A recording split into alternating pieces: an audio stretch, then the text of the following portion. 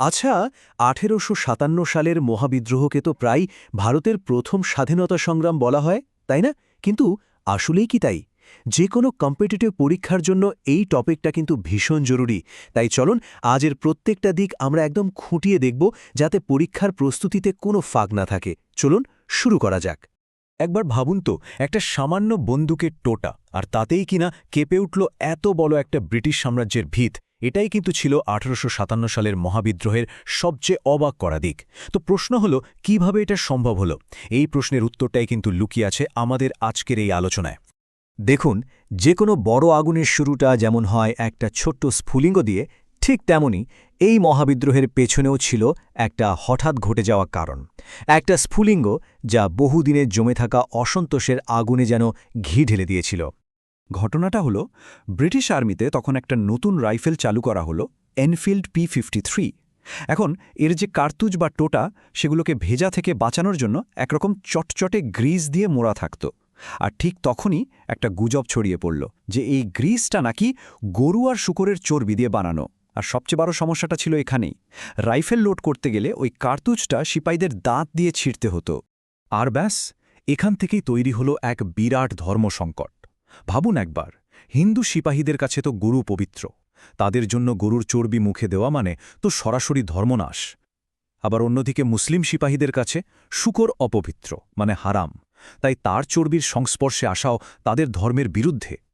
মানে এই একটা ঘটনাই হিন্দু মুসলিম উভয় সম্প্রদায়ের সিপাহীদের ধর্মীয় বিশ্বাসে সরাসরি আঘাত করল।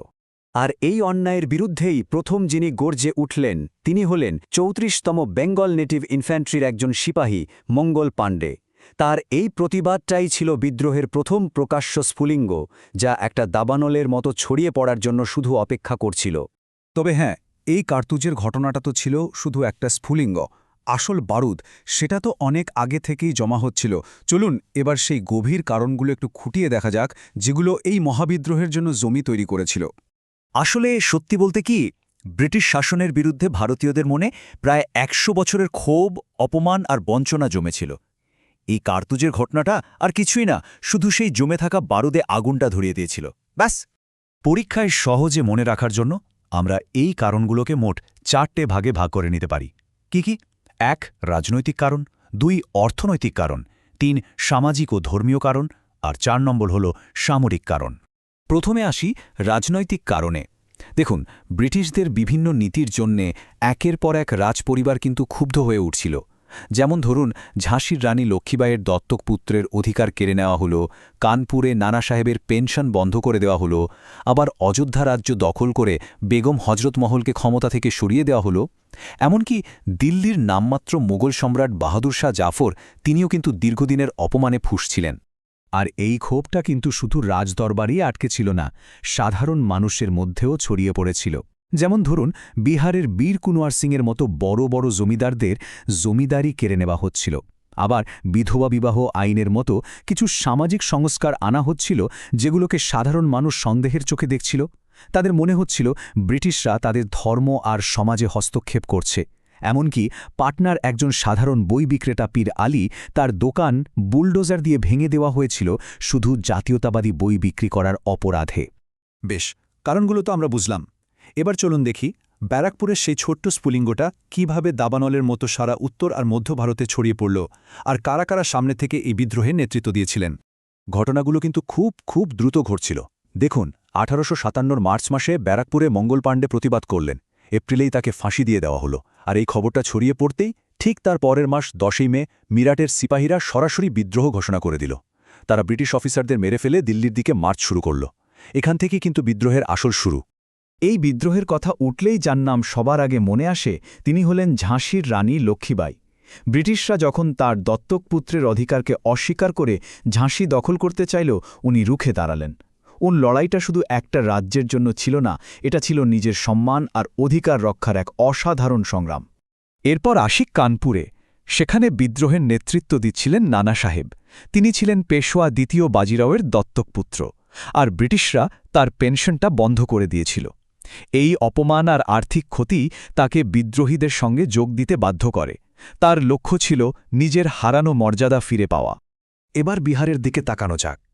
আরা অঞ্চলে ভাবা যায় প্রায় ৮০ বছর বয়সেও বিদ্রোহের নেতৃত্ব দিয়েছিলেন জমিদার বীর কুমারবার সিং। ব্রিটিশদের ভূমি রাজস্ব নীতির জন্য তিনি তার জমিদারি হারিয়েছিলেন। তাই এই বিদ্রোহটা ছিল তার জন্য হারানো সম্মান আর সম্পত্তি পুনরুদ্ধারের এক শেষ চেষ্টা। এত বড় একটা বিদ্রোহ এত জায়গায় ছড়িয়ে পড়ল, কিন্তু শেষ পর্যন্ত এটা কিন্তু সফল হয়নি। বিদ্রোহ ব্যর্থ হয়েছিল। তবে এই ব্যর্থ বিদ্রোহের এমন একটা ফলাফল ছিল যা ভারতের শাসন ব্যবস্থাকে চিরদিনের জন্য পুরোপুরি বদলে দিয়েছিল। এই বিদ্রোহের সবচেয়ে বড় আর সরাসরি ফলাফলটা কী ছিল? ভারতে ইস্ট ইন্ডিয়া কোম্পানির শাসনের অবসান। 1858 সালে গভর্নমেন্ট অফ ইন্ডিয়া অ্যাক্ট নামে একটা আইন পাশ হয়, আর তার মাধ্যমে ভারতের শাসনভার সরাসরি ব্রিটিশ রাজ বা ক্রাউনের হাতে চলে যায়। গভর্নর জেনারেল পদটা তুলে দিয়ে ভাইসরয় পদ তৈরি করা হলো, যিনি সরাসরি ব্রিটিশ রাজার প্রতিনিধি হিসেবে কাজ করতেন। কিন্তু প্রশ্ন হল, বিদ্রোহটা আখির ব্যর্থ হল কেন? এর প্রধান কারণ ছিল একটা একজোট জাতীয়তাবাদী চেতনার অভাব। মানে দেশপ্রেমের জন্য নয়, বেশিরভাগ নেতাই লড়ছিলেন নিজেদের ব্যক্তিগত স্বার্থ রক্ষার জন্য। কারো পেনশন দরকার, কারো রাজ্য ফেরত চায়, তো কারো জমিদারি। কোনো কেন্দ্রীয় নেতৃত্ব ছিল না, নিজেদের মধ্যে কোনো কোঅর্ডিনেশন বা বোঝাপড়াও ছিল না। তার উপর সিন্ধিয়াদের মতো অনেক প্রভাবশালী ভারতীয় রাজ্য ব্রিটিশদেরই পক্ষ নিয়েছিল, যা বিদ্রোহীদের ভীষণভাবে দুর্বল করে দেয়। চলুন এবার একদম শেষে চলে এসেছি। পরীক্ষার জন্য সবচেয়ে জরুরি তথ্যগুলো এক ঝলকে দেখে নেওয়া যাক। এই পার্টটা কিন্তু কুইক রিভিশনের জন্য দারুণ কাজের। এই টেবিলটা ভালো করে খেয়াল করুন, এখান থেকে পরীক্ষায় প্রশ্ন আসেই। কোন নেতা কোন জায়গায় বিদ্রোহের নেতৃত্ব দিয়েছিলেন? রানী লক্ষ্মীবাই, ঝাঁসি; নানা সাহেব, কানপুর; বেগম হজরত মহল, লখনৌ; কুনওয়ার সিং, বিহারে আরা; আর বাহাদুর শাহ জাফর, দিল্লি। এটা একদম মনে গেঁথে নিতে হবে। আর এই 4টে পয়েন্ট তো একদম ঠোঁটস্থ করে রাখতে হবে। 1. বিদ্রোহের তাৎক্ষণিক কারণ কী ছিল? এনফিল্ড রাইফেলের কার্তুজ। 2. বিদ্রোহ কবে আর কোথা থেকে শুরু হয়? 10ই মে 1857, মিরাট থেকে। 3. এর প্রধান ফলাফল কী? 1857 সালের ভারত শাসন আইন, যার ফলে কোম্পানির শাসনের শেষ হয়। আর 4. সবচেয়ে বড় দুর্বলতা কী ছিল? একজোট হয়ে জাতীয়তাবাদী ভাবনার অভাব। তাহলে সবশেষে একটা প্রশ্ন থেকেই যায়, 1857 মহাবিদ্রোহ কি শুধুই একটা ব্যর্থ সিপাহী বিদ্রোহ ছিল, নাকি এটা ছিল ভারতের লম্বা স্বাধীনতা সংগ্রামের প্রথম ধাপ, যা আগামী প্রজন্মের বিপ্লবীদের পথ দেখিয়েছিল, তাদের অনুপ্রাণিত করেছিল? এই উত্তরটা নিয়ে ভাবাটা কিন্তু খুব জরুরি। আপনাদের পরীক্ষার প্রস্তুতির জন্য রইল অনেক অনেক শুভকামনা।